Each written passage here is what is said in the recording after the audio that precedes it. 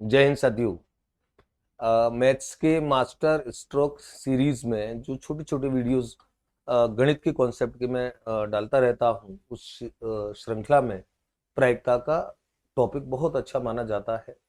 Course में भी राजस्थान में L2 के बच्चों के लिए नया जोड़ा है और कई सारे कंपटीशंस में ये आता ही है। बहुत सारी कंपटीशन में प्रोबेबिलिटी आती है। तो प्रायिकता क्या होती है, इस पे समझ बनाओ। कॉन्सेप्ट से समझ बनेगी, फिर प्रश्नों को हल करना आपके लिए सबसे ज्यादा आसान होता है। मैं हमेशा गणित पे ये फोकस हमेशा करता हूं कि, और ये अखंड सत्य होता है गणित के लिए, कि जब आप कॉन्सेप्ट पे अच्छी एक समझ रखते हो, निश्चित तौर पर आपके लिए सवाल बड़े आसान हो जाते हैं, क्योंकि सवाल हल करने के आप एक से अधिक तरीके आपको सूझते हैं जब आपका कॉन्सेप्ट अच्छा होता है। तो प्रोबेबिलिटी क्या होती है, प्रायिकता क्या होती है, इसको हम लोग समझेंगे। इसको निकालने के प्रश्न किस प्रकार के आते हैं, उस सारी बातों पे हम लोग बात करेंगे। तो प्रायिकता के लिए हमको सबसे पहले दो बातें समझनी होंगी। मैं दो घटनाओं की बात करूंगा, और वो दो घटनाएं होंगी। मैं बात करूंगा मैं निश्चित घटना की। निश्चित घटना, निश्चित घटना, और एक एक बात होगी असंभव घटना की। ये दो टर्म को आप लोग समझिए, क्योंकि प्रोबेबिलिटी को डायरेक्ट सूत्र से और डायरेक्ट कराना शुरू कर दे, उससे पहले हम जब ये समझ बनाएंगे तो निश्चित तौर पर आपको बड़ा मजा आएगा। मैं आपसे अगर ये पूछता हूं, एक छोटा सा आप सवाल देखिए, कि अगर मान लीजिए ये एक बैग है, ये एक बैग है, और इस बैग में मान लीजिए 1 2 3 4 5, इस बैग में 5 पीली गेंद है। इस बैग में 5 पीली गेंद है, और आप इस बैग में रेंडमली, ध्यान रखिए एक शब्द का हम प्रयोग करेंगे, रैंडम। रैंडम का मतलब होगा रैंडम का मतलब होगा प्रायिकता के सवालों में हिंदी में शब्द आता है इसका यादृच्छिक रूप से। तो कई बच्चे ये कंफ्यूज होते हैं कि ये यादृच्छिक रूप से क्या होता है। इसका मतलब सिंपल होता है बिना पक्षपात के, यानी कि निष्पक्ष तरीके से, बिना पक्षपात के। यानी कि आप कोई सेटिंग नहीं कर रहे हैं, आप बिना पक्षपात के आप एक गेंद निकालते हैं। ध्यान रखें, मैंने बात कही कि एक थैला है, थैले में 5 गेंद है और 5 गेंद पीली है, पांचों गेंद पीली है। आप इस थैली में से एक गेंद आंख बंद करके यादृच्छिक रूप से, यानी कि बिना पक्षपात की गेंद निकालते हैं। बताओ वो गेंद पीली होगी, इस बात की संभावना क्या है? तो आपका उत्तर होगा कि सर पीली गेंद है। तो आप हाथ डाल के आंख बंद करके कैसे भी बिना पक्षपात के आप निकालो, गेंद पीली ही होगी, क्योंकि उसमें गेंद पीली ही है, 100% पीली होगी। आपका जवाब निश्चित तौर पर यह होगा। अगर मैं इन पांच को, अगर मैं मानूं कि ये 5 संतरे हैं और ये एक बैग में बंद है, आप यादृच्छिक रूप से आप आंख बंद करके निकालते हैं, आप उसमें से एक एक फल आप निकालते हैं और पांचों संतरे हैं। बताओ उस फल के संतरा होने की संभावना क्या होगी? आप कहोगे गुरुजी 100% होगी, क्योंकि संतरे ही है। तो आंख बंद करके आंख खोल के ऐसे वैसे कैसे भी निकालोगे, संतरा ही निकलेगा।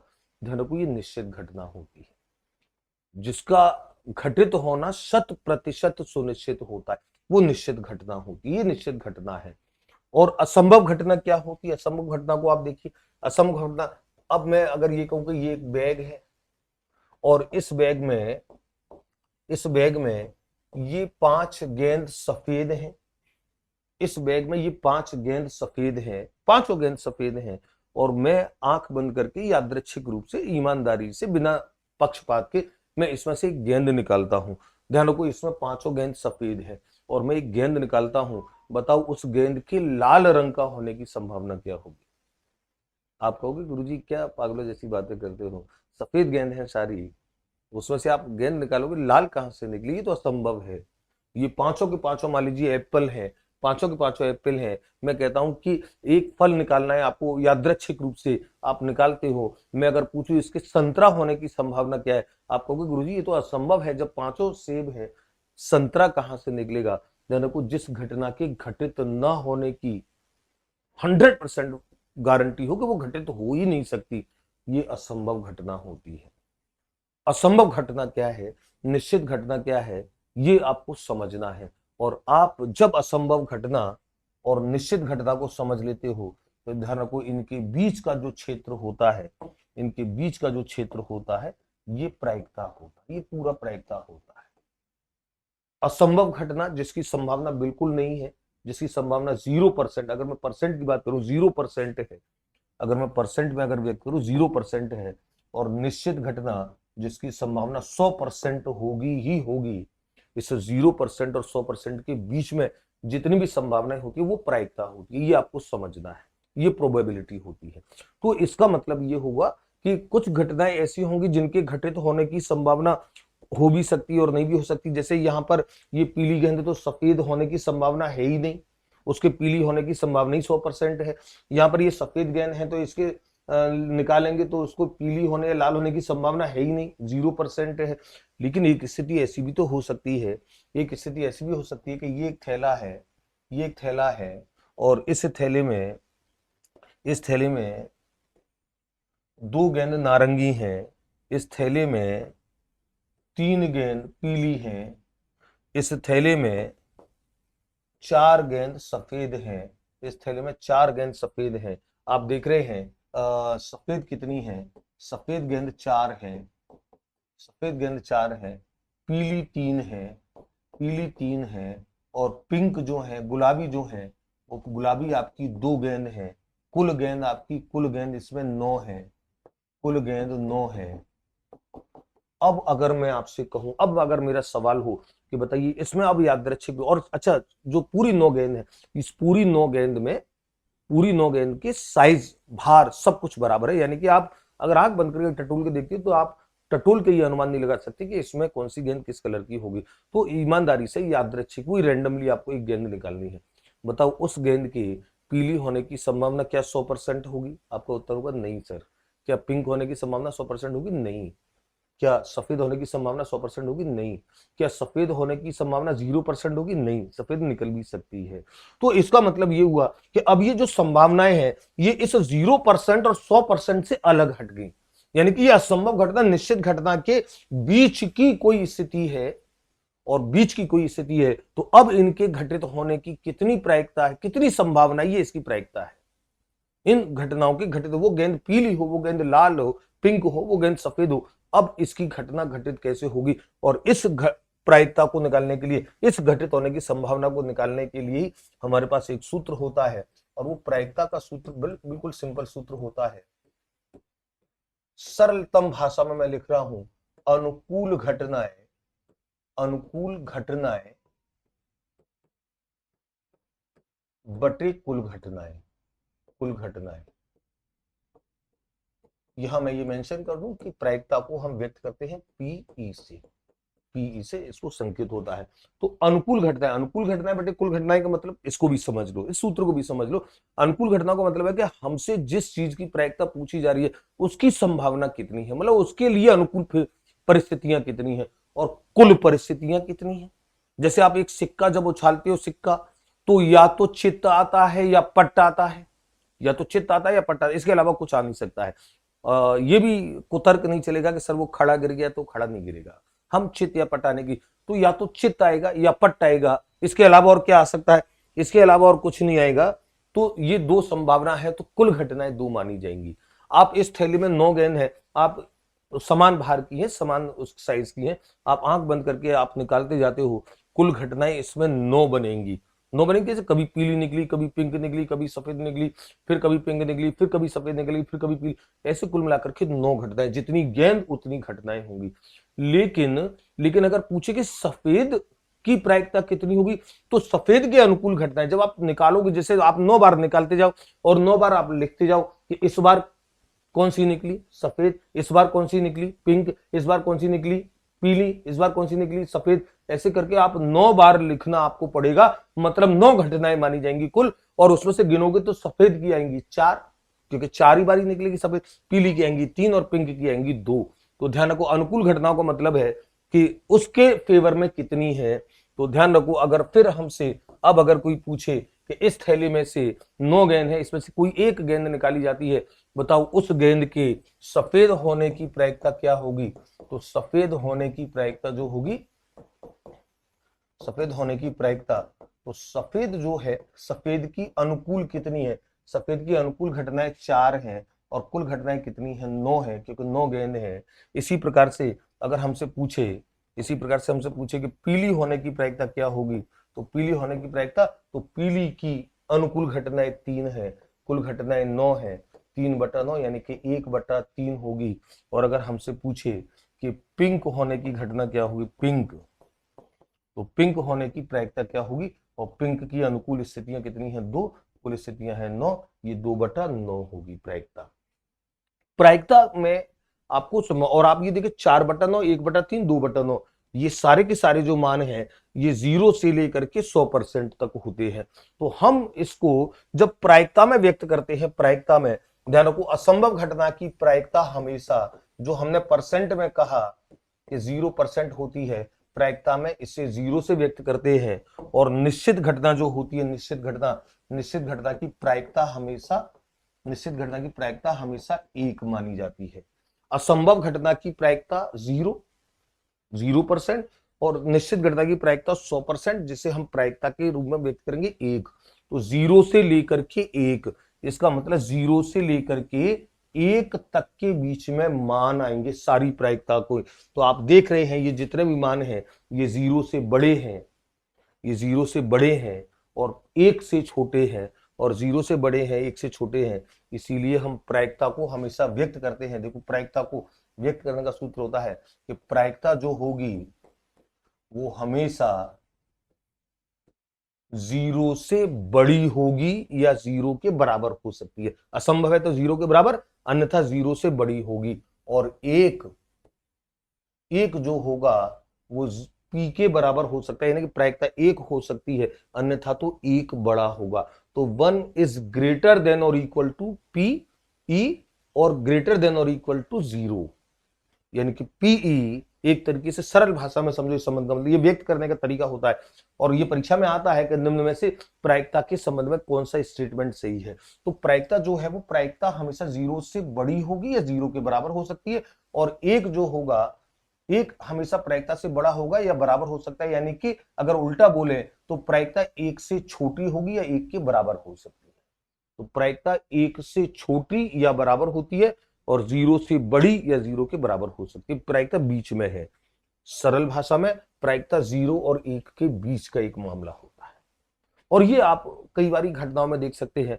प्राय परीक्षा में प्रश्न जो आते हैं प्रायिकता के, वो प्रायिकता के प्रश्न आते हैं। एक तो सिक्कों वाले प्रश्न आते हैं, सिक्कों वाले प्रश्न जैसे आप सिक्के को उछालते हैं, जैसे ये सिक्का आपको दिख रहा है, सिक्के को उछालते हैं तो या तो चित आएगा या पट आएगा। तो चित आएगा या पट आएगा तो कुल घटनाएं इसमें कितनी बनेंगी, कुल घटनाएं या तो चित आएगा या पट आएगा, तो कुल घटनाएं आपकी बनती हैं 2, और कुल घटनाएं 2 बनती हैं। अब चित आने की संभावना, तो उस सिक्के के एक फेस पर ही तो चित है, तो चित एक फेस पर है, तो चित आने की या पट आने की, दोनों की प्रायिकता, चित आने की प्रायिकता जो होगी वो अनुकूल घटनाएं बटे कुल घटनाएं करके आप निकालेंगे, तो चित आने की प्रायिकता होगी, चित आने की अनुकूल स्थिति 1 है क्योंकि एक ही फेस पर है चित, तो अनुकूल स्थिति है 1 और कुल स्थितियां हैं, कुल घटनाएं हैं 2, तो चित आने की प्रायिकता होगी 1/2। ऐसे ही पट आने की प्रायिकता भी 1/2 होगी। ये सिक्के वाले प्रश्न हमेशा इस तरीके से निकलते हैं। और जैसे हम पासे की बात करते हैं, दूसरे महत्वपूर्ण प्रश्न आते हैं पासे के, डाइस के। तो पासे में आप देखते हैं पासा 6 सरफेस होते हैं उसके, और 6 फेस जो होते हैं उस 6 पर 1 2 3 4 5 6 इस तरीके से अंकित रहता है। जब आप उसको रैंडमली घुमा करके डाइस को डालते हैं तो आप देखो एक आ सकता है, 2 आ सकता है, 3 आ सकता है, 4 आ सकता है, 5 आ सकता है या 6 आ सकता है। तो कुल घटनाएं हमेशा ध्यान रखो, पासे के लिए कुल घटनाएं हमेशा मानी जाती हैं। पासे के लिए कुल घटनाएं जो मानी जाती हैं, पासे के लिए कुल घटनाएं हमेशा मानी जाती हैं 6। अब आप ध्यान से देखो, बताओ 1 कितनी सतहों पर है, एक ही सतह पर है। 2 कितनी सतहों पर है, एक ही सतह पर है। 3 कितनी सतहों पर है, एक ही सतह पर है। 4 कितनी सतहों पर, एक ही सतह पर। इसका मतलब प्रत्येक अंक आने की सतह अनुकूल स्थिति एक ही है।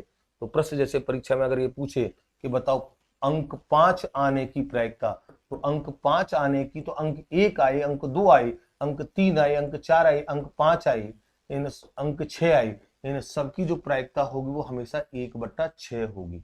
अंक 5 आए, अंक 4 आए, अंक 3 आए, अंक 2, अंक 1, अंक 6, कुछ भी अंक पूछा जाए उसकी प्रायिकता 1/6 होगी। लेकिन इस प्रश्न को थोड़ा सा कई बार घुमा दिया जाता है। कई बार कैसे घुमा दिया जाता है, जैसे प्रश्न आ जाए कि अभाज्य होने की प्रायिकता, अभाज्य होने की प्रायिकता। तो अभाज्य होने की प्रायिकता क्या होगी? तो आपको पता है अभाज्य संख्या, देखो पहले कुल घटनाओं को लिखो, एक आ सकता है, दो आ सकता है, तीन आ सकता है, चार आ सकता है, पांच आ सकता है और छह आ सकता है। यही अंक तो आ सकते हैं पॉसिबल। कुल घटनाएं होती हैं छह। अब प्रश्न बोला है कि एक पासे को आपने रेंडमली यादृच्छिक रूप से घुमा करके डाला, बताओ अंक अभाज्य आएगा, इसकी प्रायिकता क्या होगी? आप ये चेक करो कि अभाज्य की अनुकूल स्थितियां कितनी है। बताओ एक से लेकर छह तक अभाज्य कौन कौन सी होती है? एक तो दो अभाज्य होती है, एक तीन अभाज्य होती है, एक पांच अभाज्य होती है। तो अभाज्य होने की प्रायिकता की अनुकूल स्थितियां एक दो तीन बनेंगी।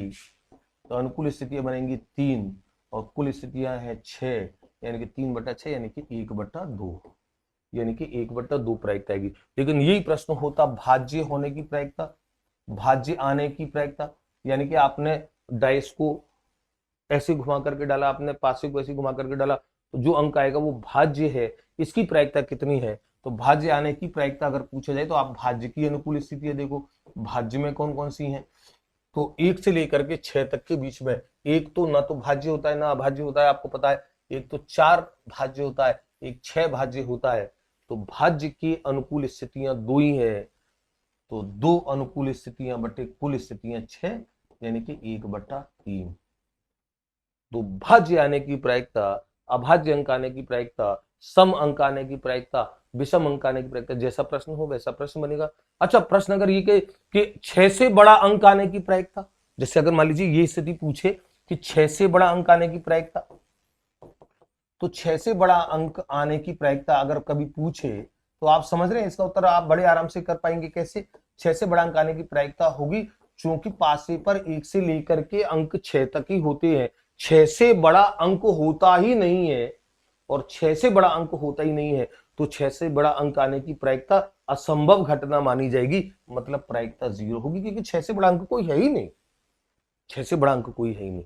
तो ये प्रायिकता आपकी 0 होगी। पासे के सारे प्रश्नों में ये स्थिति होती है। और एक प्रश्न आते हैं आपके ताश के, ताश के प्रश्न भी बड़े अच्छे होते हैं। ताश में आपको पता होता है कुल पत्ते कितने होते हैं? कुल पत्ते 52।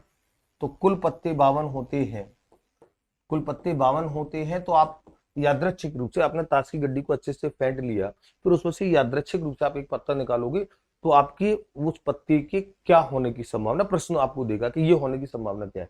आपको पहले ये सोचना है कि पत्ते में कुल मिलाकर के 52 पत्ते होते हैं, तो 52 प्रकार की घटनाएं होंगी। तो कुल घटनाएं जो बनती हैं वो हमेशा 52 बनती है, कुल घटनाएं आपकी हमेशा ताश में 52 होती है, कुल घटनाएं 52 होती हैं। तो इन 52 घटनाओं में अब आप सोच करके देखो कि जैसे अलग अलग हम पत्ते की बात करें, जैसे आपको पता है कि जैसे हम रंग की बात करें, ताश की गड्डी में 3-4 स्थितियां आपको देखनी है। अगर आप रंग के परिप्रेक्ष्य में देखें, रंग के परिप्रेक्ष्य में, तो रंग के परिप्रेक्ष्य में तो लाल पत्ते कितने होते हैं? 26। और काले पत्ते कितने होते हैं? 26। और कौन कौन से 26 कैसे होते हैं?